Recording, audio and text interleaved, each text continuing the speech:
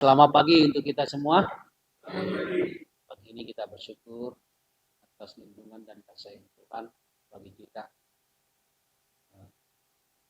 Pagi ini kita belajar dari Pengkhotbah pasal 1 sampai pasal 4.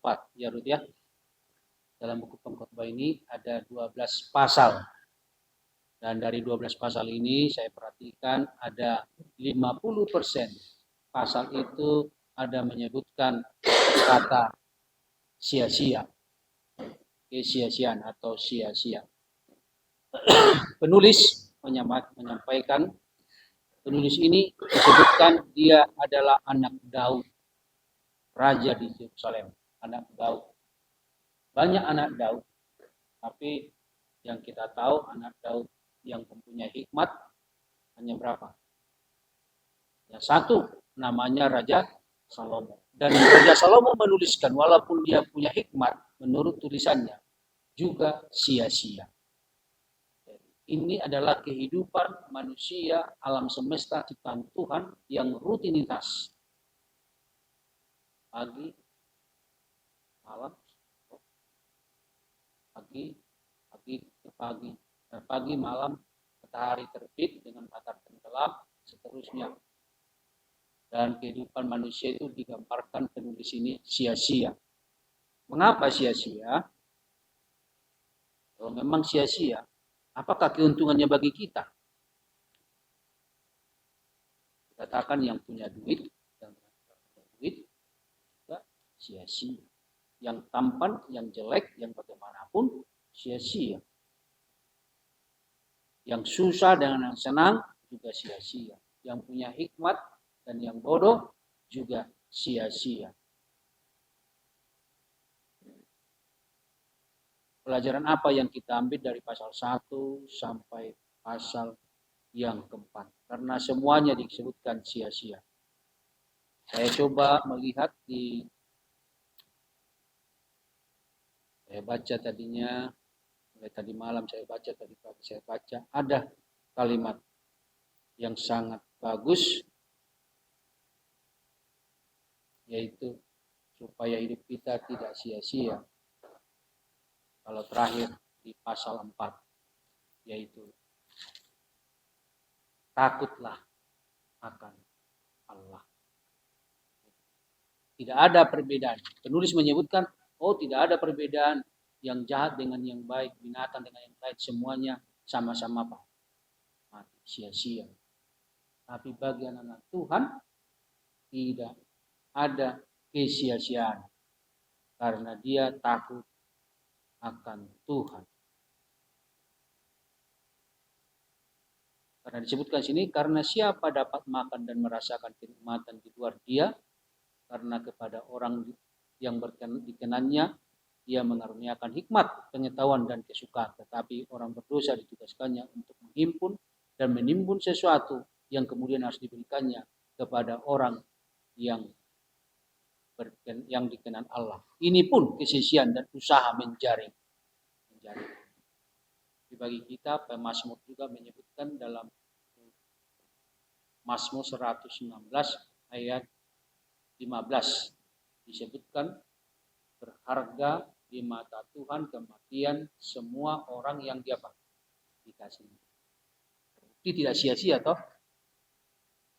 Tapi kesia-siaan itu baik kaya miskin, kesia-siaan itu akan terjadi bila mana orang itu tidak takut akan Tuhan dan yang tidak memiliki pengharapan kepada Tuhan. Itu. Walaupun ada duit kita harus bersyukur kepada Tuhan. Supaya jangan hidup kita sia-sia. Di pasal 3 ini juga disebutkan di sini ada waktunya.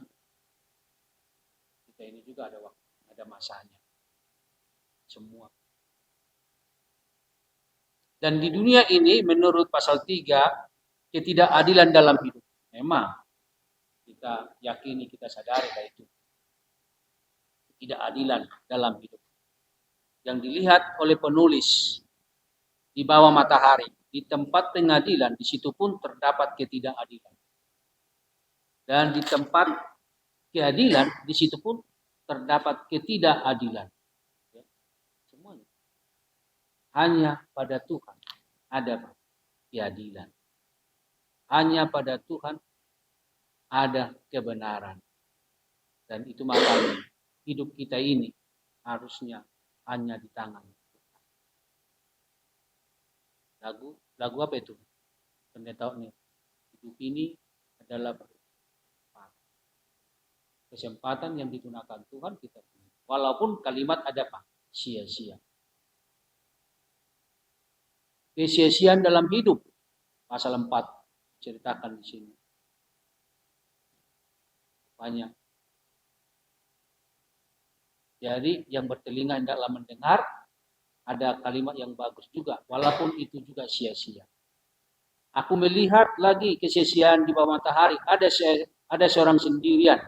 Ia tidak mempunyai anak laki-laki atau anak laki-laki atau saudara laki-laki dan tidak henti-hentinya ia berlelah-lelah.